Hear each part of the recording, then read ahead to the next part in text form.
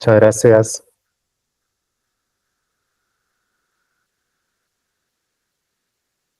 Gracias por la presentación, doctores.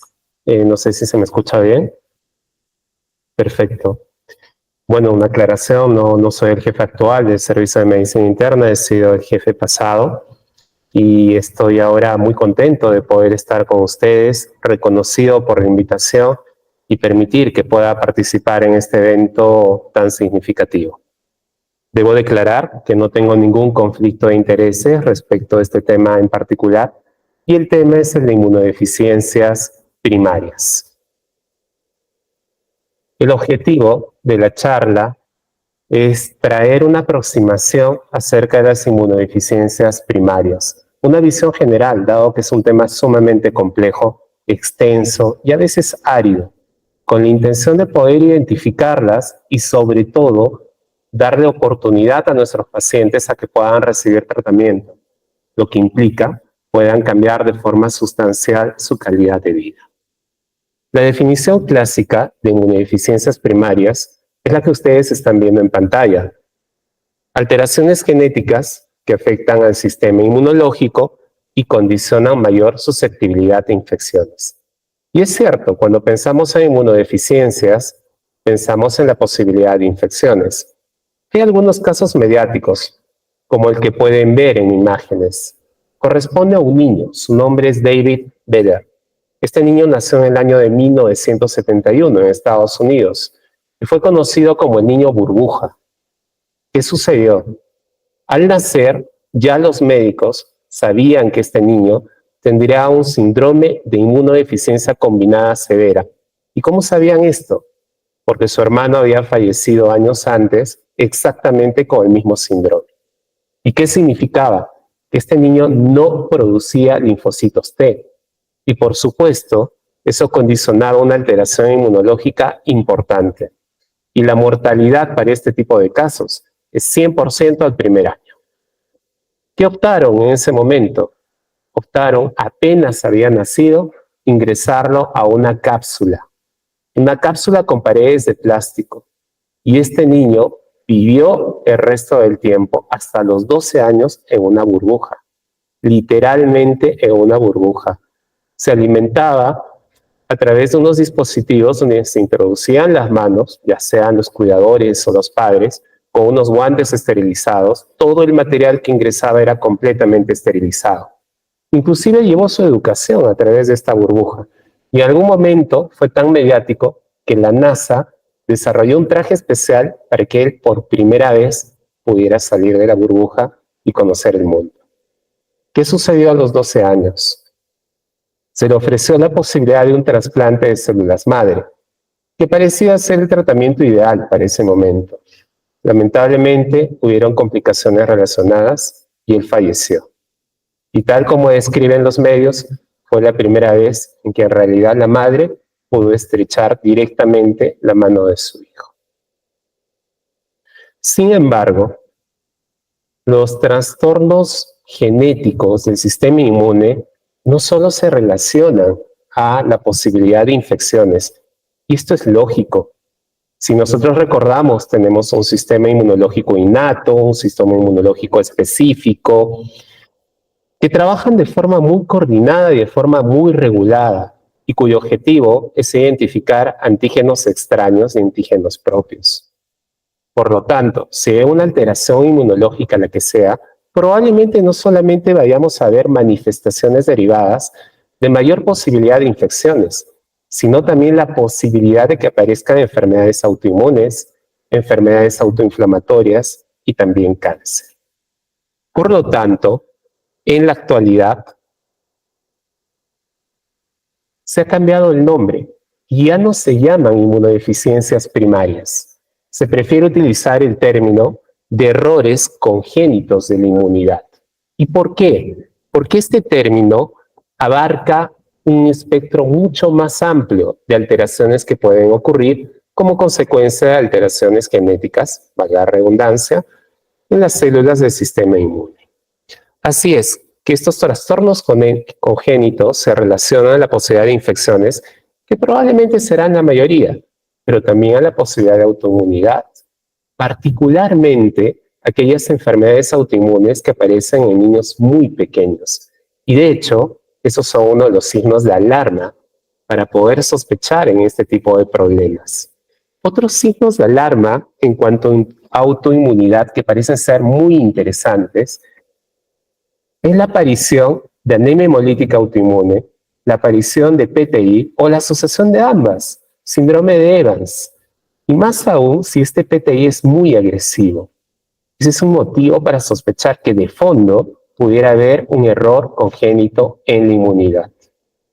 Y en cuanto a la posibilidad de cáncer, muchas de estas enfermedades, como por ejemplo la inmunodeficiencia común variable, que conversaremos posteriormente, suele relacionarse a la aparición de linfomas o de cáncer gástrico. Cada vez estamos aprendiendo más de este tipo de procesos, con la posibilidad de desarrollar secuenciación genética completa o de repente exomas. Se ha llegado a identificar hasta hace 2 años 485 defectos genéticos que pudieran condicionar eventualmente 485 enfermedades congénitas del sistema inmune.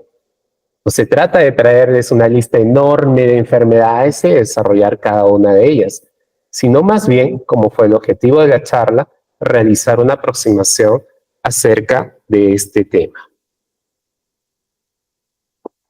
Así tenemos que referirnos a la prevalencia de este tipo de enfermedades para de alguna forma hacer referencia a la importancia que puedan tener. Si nosotros nos fijamos en la prevalencia inicial a nivel de global de 1 en 10.000 a 1 en 50.000, diríamos, mira, esto es poco frecuente, ¿no?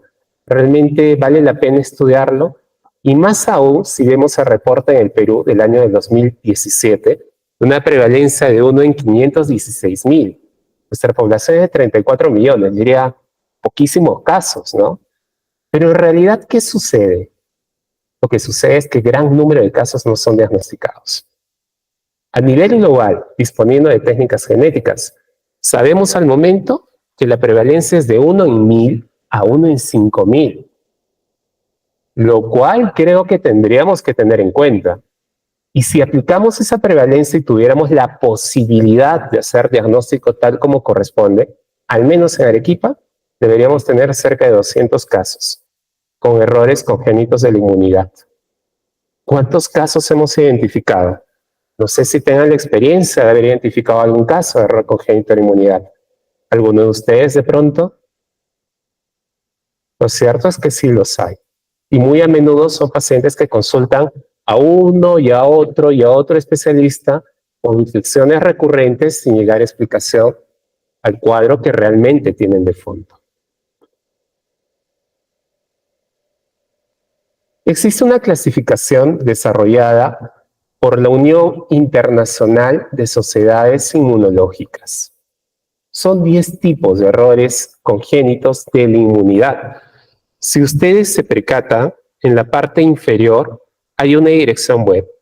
Quien esté interesado puede hacer clic en esta dirección y se van a encontrar con la lista completa de enfermedades congénitas de inmunidad, con las alteraciones genéticas y con claves de diagnóstico para cada una de ellas.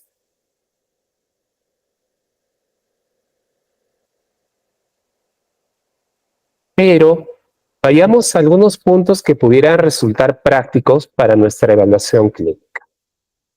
Con fines de aproximar esto al enfoque clínico, podemos dividir estos errores congénitos de la inmunidad primero en alteraciones de anticuerpos. De hecho, les comentaré que las alteraciones en los anticuerpos son las más frecuentes. ¿Y por qué se caracterizan? ¿Y en quién tendríamos que sospechar alteraciones en anticuerpos? Sobre todo en aquellos pacientes que presentan infecciones del tracto otorrino-laringológico a repetición, otitis a repetición, sinusitis a repetición, faringitis a repetición, en aquellos pacientes que presentan neumonías a repetición, o pacientes que tienen uno u otro episodio de giardia y uno no llega a explicarse realmente por qué. Esas son claves para identificar trastornos en anticuerpos. De todos los errores congénitos de la inmunidad, los más frecuentes son los trastornos en anticuerpos. Y entre los trastornos en los anticuerpos, el más frecuente es la deficiencia selectiva de inmunoglobulina A. Recordemos que la inmunoglobulina A la encontramos en mucosas. Si bien es cierto, podríamos esperar infecciones recurrentes, aquí sucede una cosa curiosa. Casi el 85% de los pacientes están asintomáticos. Y hay algo que es interesante. Alguien me podría decir, muy bien, doctor, este es un trastorno genético, esto aparece en la infancia, usted nos está hablando de adultos. Sí, es cierto. Muchas de estas manifestaciones recién pueden darse en la edad adulta. Y tendríamos que estar familiarizados para poder reconocerlas. Otro tipo de alteraciones en anticuerpos, la inmunodeficiencia común variable. El cuadro lo van a ver en blanco, y básicamente en blanco porque creo que es tan relevante que lo vamos a detallar al final de la exposición. Otro tipo de trastornos en anticuerpos, podemos encontrar deficiencias selectivas de inmunoglobulina G, recordando que la inmunoglobulina G puede ser del tipo 1, 2, 3, 4. Las deficiencias selectivas más frecuentes son las del tipo 2 y 4. Igual, infecciones recurrentes con la manifestación que han visto al inicio. Generalmente tracto otorrinolaringológico, neumonías a repetición y yardias. Algunos más raros, como el síndrome hiperinmunoglobulina M, lo que sucede aquí es que hay una dificultad para cambiar el isotipo. Predomina inmunoglobulina M, pero no hay inmunoglobulina A, no hay inmunoglobulina G. Y bueno, la gamaglobulinemia ligada al sexo, que también se conoce como síndrome de Bruton, que es de aparición en la infancia. Es muy raro ver esto en la etapa adulta. Inmunodeficiencias combinadas. Es poco probable verlo en la etapa adulta, pero sí quiero hacer referencia a la inmunodeficiencia combinada grave. Este tipo de inmunodeficiencias combinadas se caracterizan por una depresión de los linfocitos T. No hay linfocitos T. Y no solo es que se afecte la inmunidad celular, por lo tanto, sino recordemos que los linfocitos T colaboradores son necesarios e indispensables en toda esta orquesta inmunológica para que los linfocitos B también puedan producir la cantidad adecuada de anticuerpos. Por lo tanto, vamos a ver afectada tanto la inmunidad celular como la inmunidad tumoral. Y en este tipo de casos, a diferencia de las deficiencias de anticuerpos solas, vamos a ver infecciones recurrentes por virus, infecciones recurrentes por hongos, infecciones recurrentes por microorganismos oportunistas, por micobacterias y por supuesto también las mismas infecciones bacterianas recurrentes que habíamos descrito en anticuerpos. El prototipo de esto es la inmunodeficiencia combinada grave, que es la que habíamos referido del caso de David Becker, el niño burbuja. Y uno se pregunta, ¿qué tratamiento se puede dar en este tipo de situaciones? Y escuchaba con gran atención la charla anterior, cuando hacía referencia a la terapia genética o la terapia génica y la equidad en la atención. Lamentablemente, el tratamiento para este tipo de condición está limitado solamente a centros con muy alta resolución y experticia. ¿En qué sentido? Se ha llegado a identificar los genes que pueden causar esto. ¿Cuál sería el tratamiento ideal en ese caso? Lo ideal sería depletar las células de la sangre de la persona y realizar un trasplante de médula ósea o un trasplante de células progenitoras de médula ósea que no tengan esta alteración. Sin embargo, para tal se requiere un alto grado de compatibilidad y las complicaciones son muy grandes, como la que ocurrió en el caso del niño que falleció. Entonces, ¿qué es lo que se suele hacer? Se suele hacer terapia génica. Se retiran las propias células de la persona afecta, se cultivan, se someten a un vector viral, se cambian los genes y una vez que se hayan podido cambiar los genes se vuelven a introducir a la médula de la persona. Comprenderán que esto requiere una tecnología avanzada y es algo bastante lejano a lo que creo puede ser mi realidad.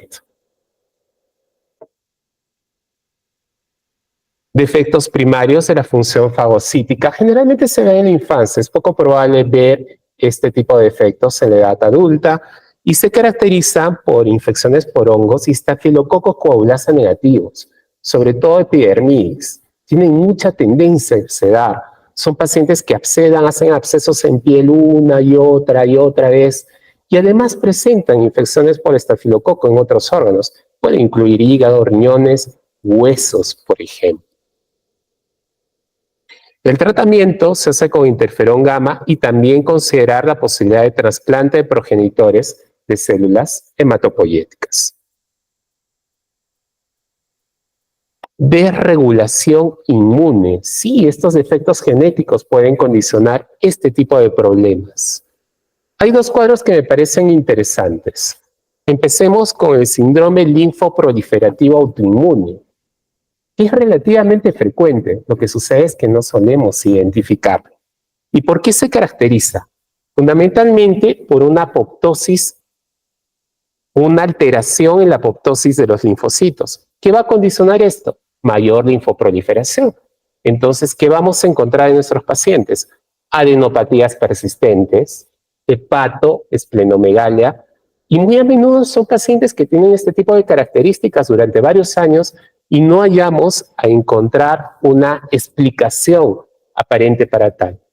Pero ¿qué más tienen? En el transcurso de la evolución de la enfermedad, producto de esta disregulación inmunológica, puede aparecer anemia hemolítica, puede aparecer PTI, puede aparecer neutropenia autoinmune. Y esta dificultad en la apoptosis de los linfocitos T, por supuesto, es un factor de riesgo para el desarrollo de linfomas. Otra enfermedad que probablemente en este caso estemos más familiarizados, que es la hemofagocitosis. Pero sinceramente, sí, yo lo puedo estar, pero en el caso de hemofagocitosis secundaria, la que hemos visto como consecuencia de una infección por Epstein-Barr, una neoplasia, el linfoma también puede ser causa de una hemofagocitosis secundaria o de repente el VIH. Pero existen casos de hemofagocitosis primaria, en los que existe una alteración genética que condiciona una activación desmedida de linfocitos T con una alteración en la función de los natural killers. ¿Y por qué se va a caracterizar? Por fiebre recurrente, hepatoesplenomegalia, citopenias. De hecho, en médula ósea vamos a encontrar signos de fagocitosis, además de la hiperferritinemia, que creo que la conocemos, hipofibrinogenia e hipertrigliceridemia. Este es el síndrome hemofagocítico primario. Hay algunas inmunodeficiencias que tienen características bastante bien definidas y configuran síndromes específicos, como por ejemplo el síndrome por inmunoglobulina E, que se va a caracterizar por una dermatitis crónica, pruriginosa. Las personas consultan una y otra vez porque desarrollan eritema con prurito muy marcado, no se llega a identificar una causa perenne, pero cuando se van estudiando hay cifras elevadas de eosinófilos e inmunoglobulina E. Pero además, al haber alguna alteración en inmunoglobulinas, encontramos infecciones bacterianas respiratorias y también dérmicas recurrentes. Pero al ser un síndrome no va a bastar que tengan solo estas manifestaciones, sino también hay manifestaciones en cuanto a la morfología facial. Así tenemos hipertelorismo, tenemos ensanchamiento del puente nasal, retención de piezas de la dentadura y también es interesante, podemos hallar osteoporosis y fracturas óseas. Y esto podemos hallarlo en personas jóvenes, no necesariamente en niños. Cuando veamos estas características, es una de las posibilidades diagnósticas a tener en cuenta.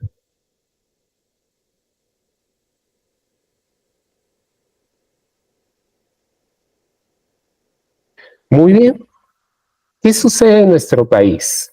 Ya habíamos conversado algo acerca de la prevalencia, que si realmente tuviéramos un buen diagnóstico sería significativamente superior a lo mencionado. ¿Qué estadísticas tenemos? Este es un estudio realizado en el 2018 en 3 centros nacionales, Instituto Nacional del Niño, Rebagliati y Almenara. ¿Y qué se encontró? Que el 88% de las enfermedades congénitas de la inmunidad se daban en infantes, que es lo esperable. Sin embargo, existe un 12% de este tipo de enfermedades que se dan en adultos, que es el motivo del tema. Y qué interesante, la etapa o la edad de presentación es de 39 años. Tampoco se trata de que sean adultos tan jóvenes que pueden debutar con manifestaciones de este tipo de enfermedades. Y en ambos casos, ya sea un error congénito de la inmunidad en infantes como en niños, la deficiencia de anticuerpos es lo más frecuente. No hay duda respecto a eso. Y para este tipo de estudio se encontró que en adultos la alteración más frecuente de anticuerpos era la inmunodeficiencia común variable. Por supuesto que en adultos también se encontraron otro tipo de alteraciones como el síndrome de hiperinmunoglobulina N que habíamos conversado o el de hiperinmunoglobulina E. Dicho esto, ¿cuándo tendríamos que sospechar que uno de nuestros pacientes podría estar desarrollando un error congénito de la inmunidad? Creo que la clave es la posibilidad de infecciones recurrentes, ya sea otorrinolaringológicas, ya sea pulmonares o ya sea gastrointestinales. Pero además de eso, agregaría algunos datos. Fenómenos de autoinmunidad a edad muy joven, o fenómenos de autoinmunidad como una PTI que es muy difícil de controlar, o también podríamos agregar la posibilidad de neoplasias asociadas al antecedente de infecciones. Nos debería hacer sospechar la posibilidad de un error congénito de la inmunidad. ¿Cómo podríamos evaluar a nuestros pacientes? Yo soy un convencido que en medicina, y espero esto no cambie en buen tiempo, es fundamental el desarrollo de la historia clínica. El desarrollo de una anamnesis en la que involucre además la búsqueda de antecedentes, que para este caso es sumamente importante. ¿Cuál ha sido la frecuencia de infecciones que ha tenido? ¿Qué infecciones han sido? ¿Cuántas veces ha estado hospitalizado? ¿Tiene familiares con enfermedades de este tipo?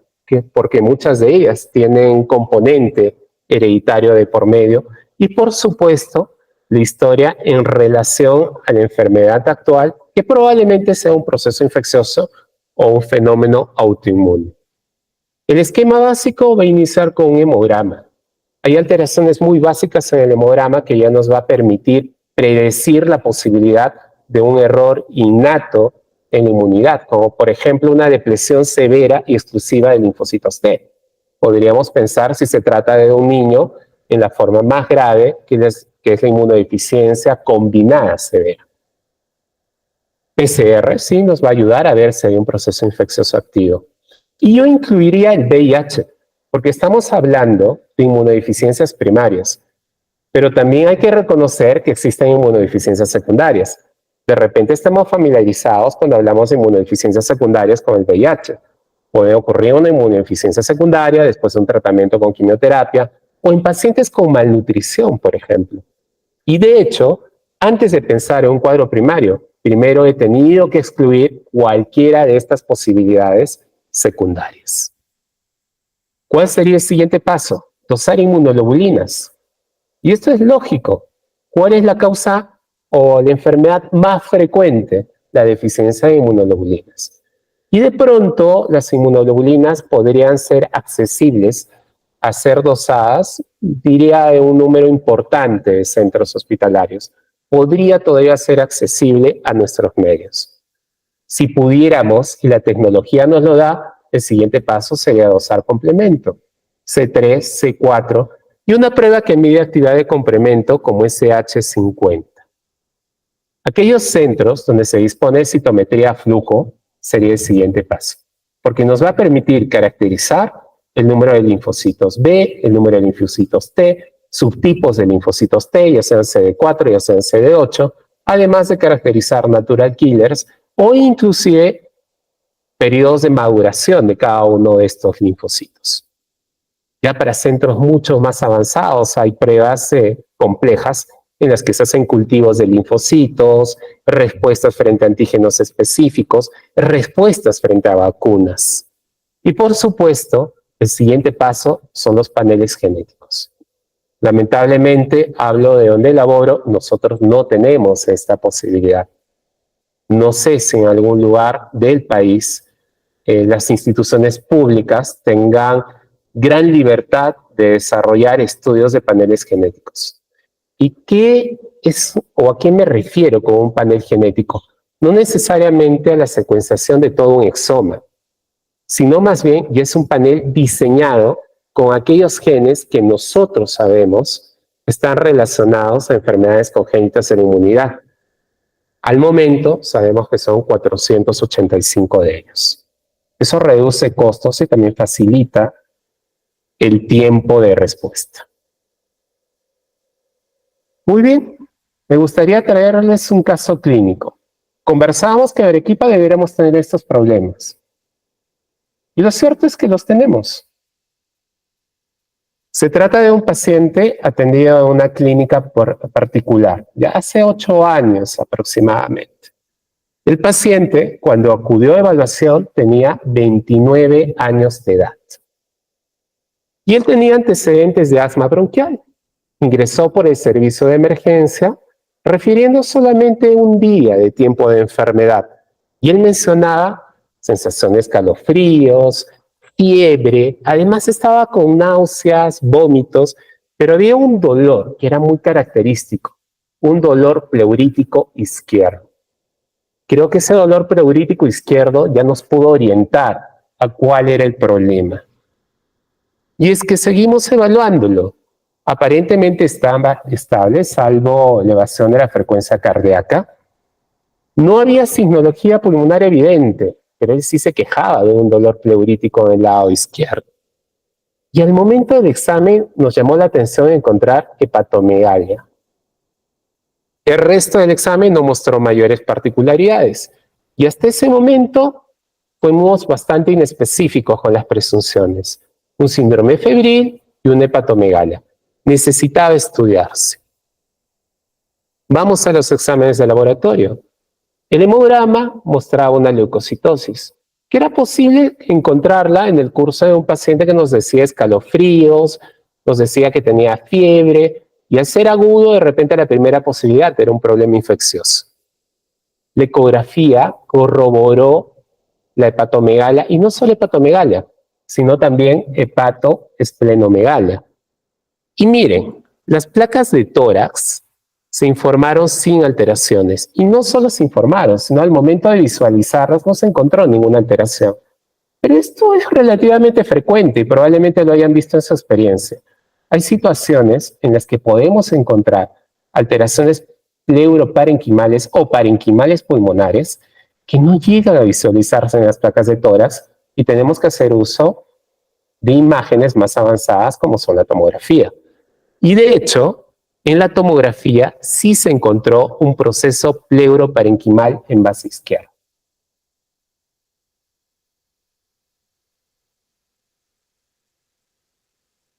Se hizo una toracocentesis diagnóstica, fue un exudado.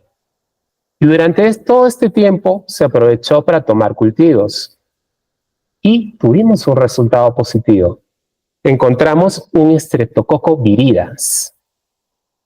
Estas son las imágenes de la tomografía después de haber hecho la toracocentesis. Es evidente la aparición de una neumonía. ¿Qué pasó? En ese momento se trató con piperacillinata tazobactam durante 8 días. La evolución fue favorable y se logró externar. Si alguien me podría decir piperacillinata tazobactam, ¿por qué no optaron por otro antibiótico? Es cierto. Pudieron haber otras posibilidades, pero la decisión médica en ese momento fue piperacillinata tazobactam. El diagnóstico del egreso, neumonía por Streptococcus viridans, un derrame pleural secundario y una hepatoesplenomegalia.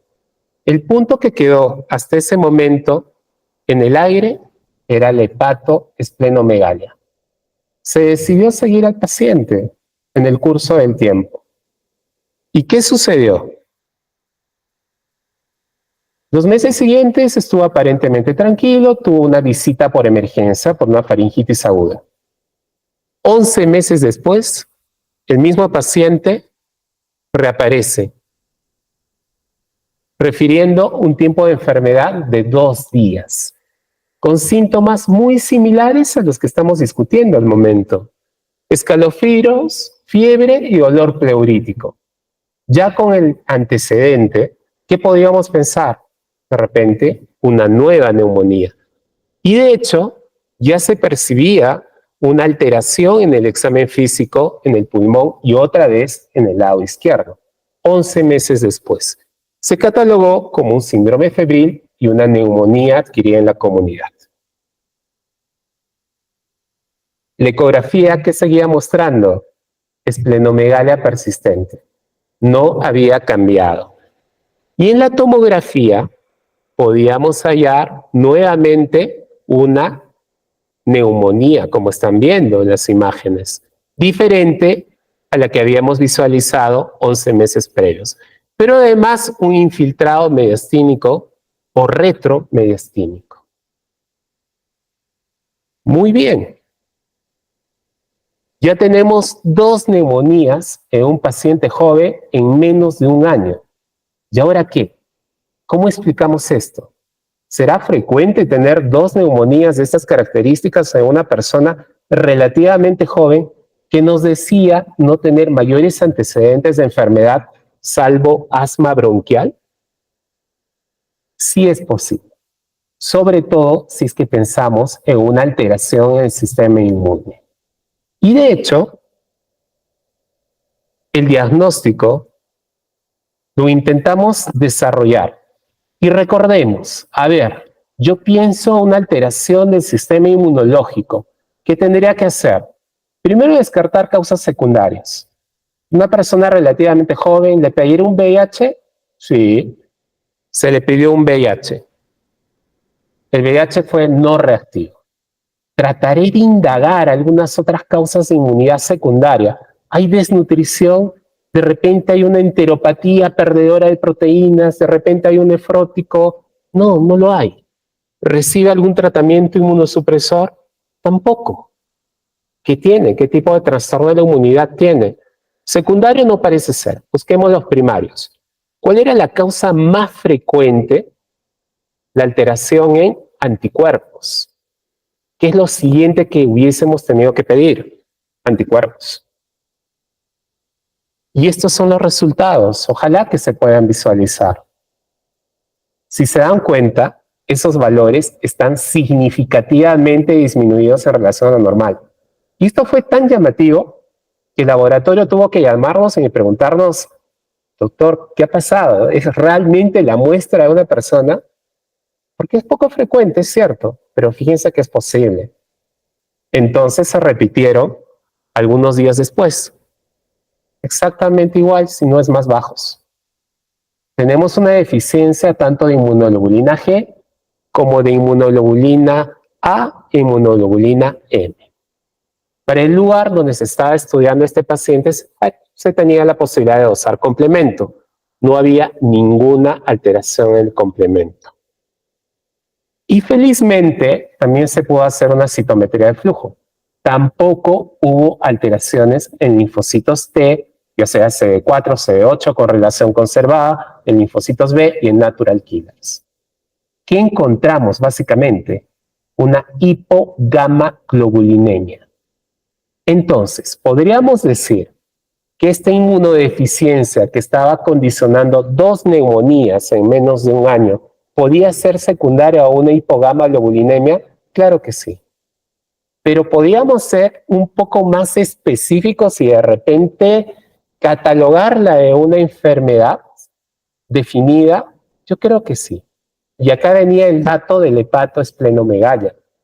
Entonces tendríamos que echarnos a buscar qué inmunodeficiencia secundaria que se caracteriza por hipogamaglobulinemia se relaciona además a hepatoesplenomegalia. Y pienso que siempre hay que ir primero lo más frecuente. ¿Y qué es lo más frecuente en un adulto? El síndrome de inmunodeficiencia común variable. Y es así como se planteó al paciente. Una neumonía adquirida en la comunidad y una inmunodeficiencia común variable. ¿Por qué es importante esto? porque ese es un tipo de enfermedad que tiene posibilidad de tratamiento. ¿Cuál es el tratamiento? Inmunoglobulinas. Lamentablemente, por cuestiones de seguro particular, el paciente tuvo que ser referido a otra institución.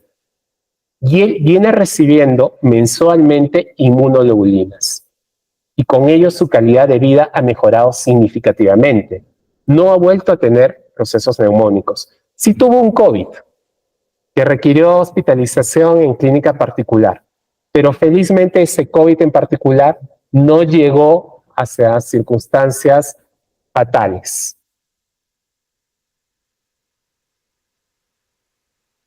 A los 8 años, infecciones respiratorias, cuanto mucho 1 o 2 años, de repente, igual que nosotros, sí tuvo algunos episodios de giardiasis y el COVID que les mencioné.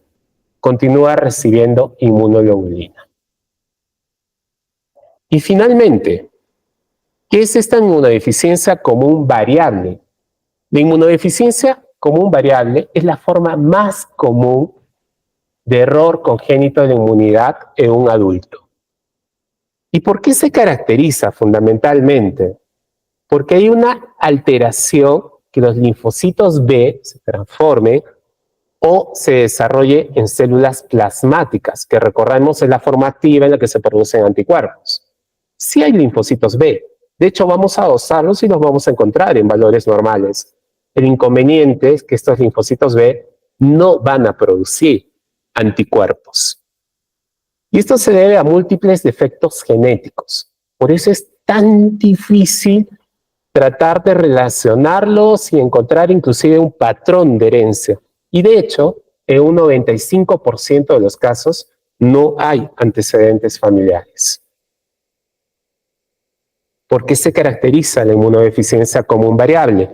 Por infecciones recurrentes, tanto del tracto respiratorio y gastrointestinal. Infecciones recurrentes como las que tenía nuestro paciente, 2 neumonías a repetición o enfermedades por giardia, que es la que se suele ver más en deficiencia de anticuerpos. Pero ojo, aquí hay otros detalles interesantes. Al inicio de la charla les comentaba que las inmunodeficiencias no solamente se relacionan a infecciones, sino también a enfermedades autoinmunes y enfermedades autoinflamatorias. ¿Qué puede ocurrir con este tipo de pacientes? Lamentablemente, pueden desarrollar enfermedades pulmonares crónicas. Bronquiectasis sí, como consecuencia de infecciones repetidas, pero también una forma muy particular de neumonía intersticial. Se denomina neumonía intersticial linfocítica granulomatosa. ¿Qué les diría yo? Un paciente con 39 años, 30, 40 años, que tiene una neumonía intersticial, y ustedes no tengan muy claro cuál es el origen, si por ahí tiene antecedentes, infecciones recurrentes en la niñez, una de las grandes posibilidades diagnósticas es esta. Yo le pediría a ese paciente inmunoglobulinas. No tendría ninguna duda. Y de hecho, y lamentablemente, la principal causa de muerte de este tipo de pacientes es la insuficiencia respiratoria por progresión de este tipo de enfermedades pulmonares crónicas. También nos puede dar afectaciones gastrointestinales, diarrea recurrente, no solamente relacionada a infecciones, sino también otro tipo de alteraciones. Se describe, por ejemplo, enteropatía perdedora de proteínas, se describe también enfermedad celíaca o inclusive enfermedad inflamatoria intestinal a etapas muy tempranas. Es muy inusual ver a un niño de 6 o 7 años con una enfermedad inflamatoria intestinal. Ese es otro caso que nos debería abrir puntos o banderitas rojas acerca de la posibilidad de que pueda existir un error congénito de la inmunidad. ¿Qué más encontramos en los pacientes? Adenopatías, hepatoesplenomegalia. ¿Qué tenía nuestro paciente? Un conglomerado mediastínico de adenopatías, además de una hepatoesplenomegalia persistente. Y alguien me podría decir eso, ¿por qué no podría ser otra enfermedad? Por ejemplo, ¿por qué no podría ser un linfoma? 8 años es muy poco probable que sea un linfoma. Esta es una inmunodeficiencia común variable. ¿Qué otras dificultades en el transcurso del tiempo nos puede dar?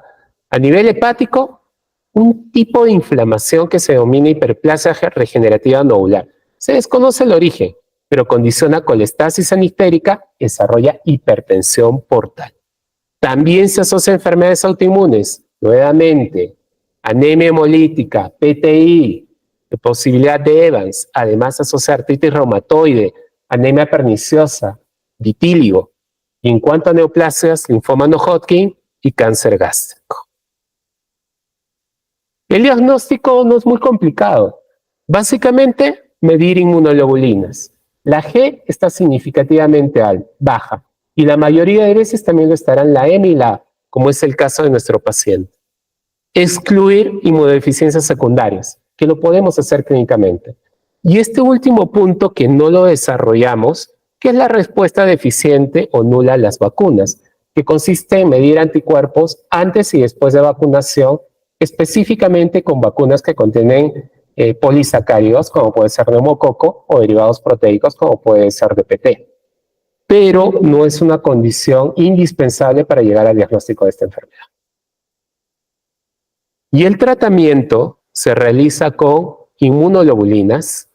La dosis la podemos ver en pantalla, 400 a 600 miligramos kilo cada 3 a 4 semanas, y estar atentos a su evolución, sobre todo porque sabemos que pueden haber complicaciones pulmonares o digestivas o autoinmunes como las que hemos descrito, y una vez identificadas, tratarlas oportunamente.